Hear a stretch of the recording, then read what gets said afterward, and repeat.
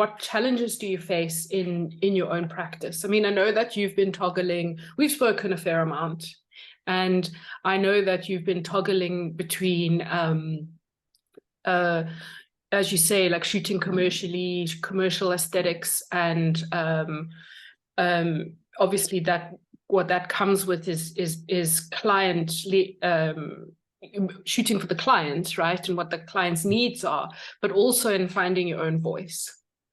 And in finding your own voice and finding your own authentic voice does come with certain challenges, right? I mean, we've alluded to those a little bit, but what do you find is the greatest challenge that you face making your own work?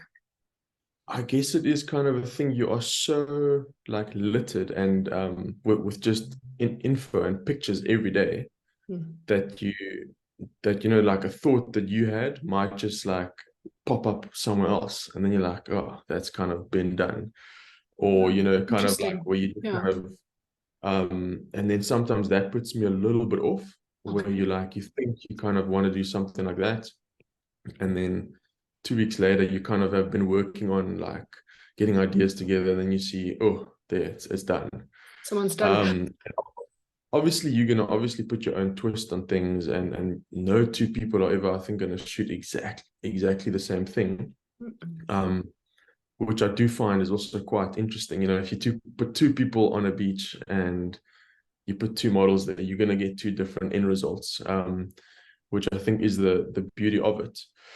But I mean, I'm going to interrupt you quickly because you work with Inga Prince quite a lot, right? Yes. And I know that she's kind of a sort of mentorish figure to you. And you know, if you know Inga, you know she's going to wrestle you on that point, because she strongly believes that, like you just said, like no two photographers, no two artists can make the same work.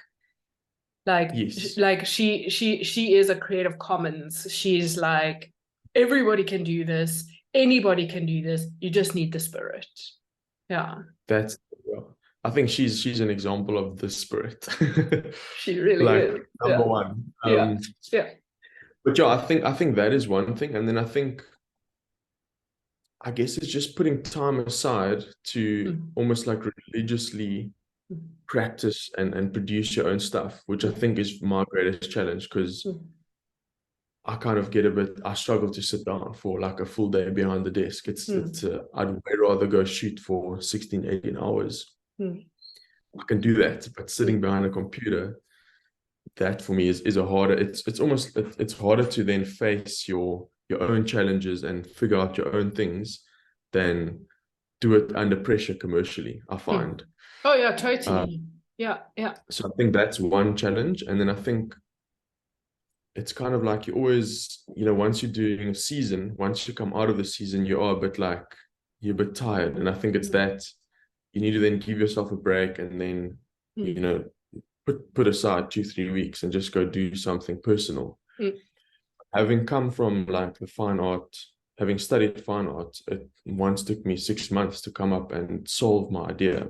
And that's 6 months, you know, which I think you don't always have.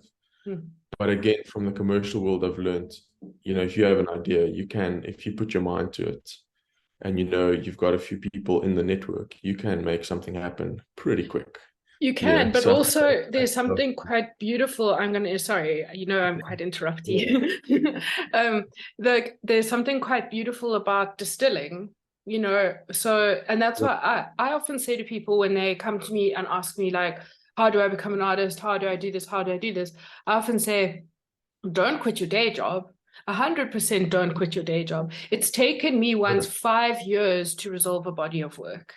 5 years. And I was like, I was forcing it. I was trying really hard. And it was exactly what you were talking about. I kept going out and making the work, and then other people would resolve it.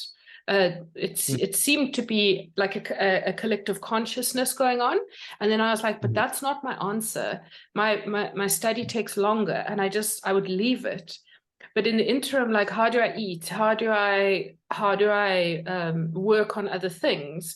So to start these independent study projects and allow them to distill and take the time that they require, And then at the same time, you're shooting on set, you're learning technical skills and whatever, and you're developing this encyclopedia of knowledge and ways that you can draw from when you choose to resolve your project, or bin it all and not use it at all. It does, you know, you don't have to be on technical trained. Exactly. So I think the symbiotic relationship between the two is important, but it's also really hard to be flexible. Like you say, like you've been working on set and then suddenly you're like, oh, I'm suddenly stranded by myself. And yeah.